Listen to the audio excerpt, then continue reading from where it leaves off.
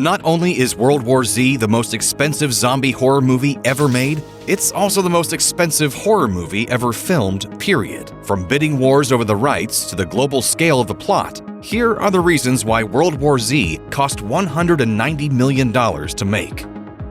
Because zombie films were so hot in the 2000s, Max Brooks' novel was optioned for film adaptation almost immediately. Fittingly, Brad Pitt's Plan B and Leonardo DiCaprio's production company, Appian Way, became embroiled in a bidding war for the rights as early as 2007. The idea of making a zombie movie on a global scale, complete with zombie hordes overwhelming the landscape, was appealing from a production standpoint, as a zombie film with a mainstream Hollywood blockbuster budget had pretty much never been attempted before. And whether Pitt or DiCaprio ended up landing the rights to World War Z, it would also be the first zombie blockbuster to feature a bankable Hollywood leading man. You're coming. Ready? Coming up with a film-friendly script for World War Z was a trial, as one might be able to glean from the fact that it has 4 credited screenwriters and 2 story-by credits. This was due to the fact that the original novel is an epistolary, which means that the story is told from the found records and in-person interviews of various people from all around the world who had survived the zombie uprising. But if the movie was going to star a notable actor like Brad Pitt, it needed a single central perspective. The first rendition of the screenplay was written by Babylon 5 creator J. Michael Straczynski. The script was highly praised by the internet pundits, who had managed to read a leaked version, and it ended up on the Blacklist survey in 2007 as one of the best screenplays that hadn't yet been produced. The original idea was to tell a zombie film from a more terse, on-the-ground perspective, and Straczynski compared his work to the Bourne Identity. You likely recall how this tersification of pop action entertainment was very in vogue in the early 2000s. 2 years later, it was announced that the Straczynski screenplay was being rewritten by Matthew Michael Carnahan, known for his work on Lions for Lambs and State of Play. Carnahan, given his previously produced screenplays, was meant to keep the Straczynski terseness in place, but altered in ways that have not been revealed. By 2011, pre-production began in earnest, with shooting beginning in Malta. Despite this, there were still arguments within the production company over the script, which was described as being abrupt and incoherent. After production, screenwriter Damon Lindelof, known for Prometheus and Star Trek Into Darkness, was hired to rework the film's entire third act. The story goes that he and Pitt were able to find a better script in the version already in production, but Lindelof had to leave before he could actually rework the ending. The completion duties were then passed to Drew Goddard, best known for Buffy the Vampire Slayer and Cloverfield. But, we went further.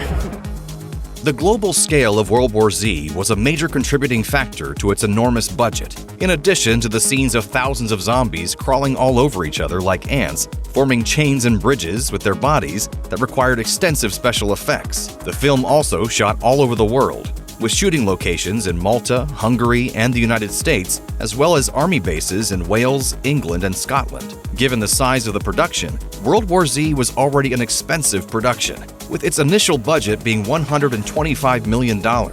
However, all the aforementioned script troubles led to extensive reshoots that caused the budget to mushroom to at least $190 million. If one believes rumors passingly mentioned in certain entertainment magazines at the time, the budget may have even reached as much as $269 million, although that number has not been substantiated by Paramount. Reshoots on gigantic A productions are not uncommon, of course, and most big-budget feature films pick up missing shots or add scenes in post-production.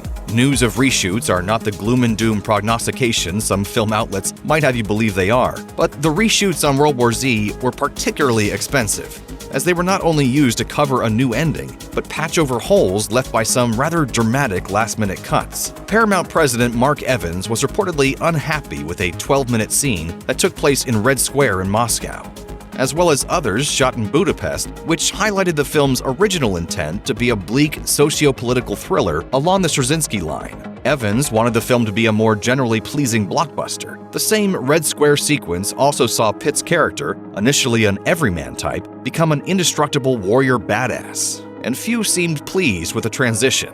Most of these dramas are detailed in a behind-the-scenes analysis in Vanity Fair. In that article, the film's second unit director admitted that the film had become way less character-driven by the end, and that it was just the result of the drama that went into production. After all of this, World War Z was then poised to be an enormous flop. Brad Pitt and Paramount had poured an awful lot of money into a bizarre blockbuster gamble, making what was the most expensive horror movie of all time. Before its eventual release in June of 2013, there was scuttlebutt among fans that horror movies could only be scary if dealt with on an intimate scale, and that enormous horror movies were not conducive to evoking fear. The film's opening weekend boded well enough, as it opened with a low end of respectable $66 million. It opened just behind Monsters University, a high-end Pixar animated sequel. Eventually, WorldWarZ would shamble along to make just over $200 million domestically. Internationally, WorldWarZ was far better attended, making over $330 million overseas, and over $500 million overall.